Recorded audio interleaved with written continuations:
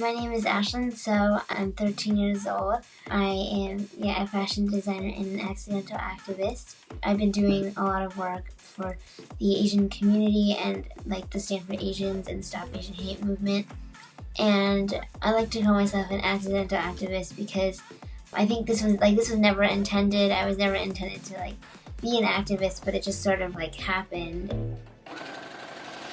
Back during the beginning of COVID, I saw, a lot of need for healthcare workers in need of masks because they were putting their lives on the front lines. And so I decided that the least I could do was give back to them and use my sewing skills to be able to sew masks for them. I think it was really important to be able to kind of do that for them because I thought, there's so much that they've done for us. Yeah, we were just basically wake up, sew the masks, and then go to bed. Yeah, so my mom actually was able to help me a lot with all of this.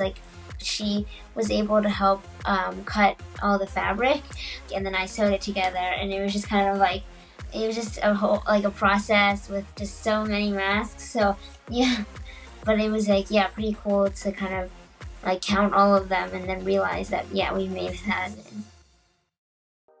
So then, fast forward a year, there was a lot of hate against Asian elders, and I think the moment that I knew that I had to make a difference was when I saw, another news about a man who's actually bullied, and he was crying. It was super devastating, and it was shocking for me too, because I've never seen anything like this.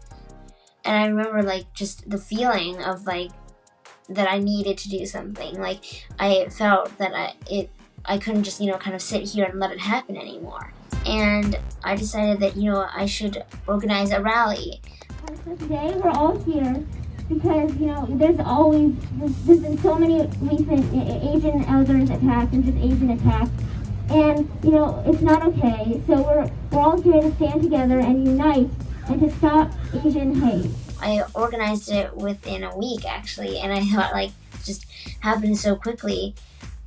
I think definitely, the biggest challenge was thought that I would never come out and just, never, say anything or just, never get over my shyness.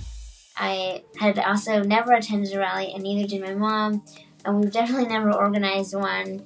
We wanted to make sure that it was really safe. I also made these masks for everybody that says Peaceful Rally and then Stand for Asians. They have pockets to kind of place another mask. Yeah, so I thought it was a good way to kind of incorporate that through my fashion and activism. And I think just this movement in general was able to help me break out of my shell. I never, when I was younger, I thought that I would never get over my shyness, but I did, and I thought that was really cool because I never thought that I would. A lot of people at first feel it's super scary to say something. Yeah, it's definitely nerve-wracking, but it's not. Yeah, it's not about you. It's about the movement, and that's why there's no better time than now. And we have to make that change now, or nothing is going to happen. And I think the best way to make change is through numbers. Many people being able to speak and voice their opinions.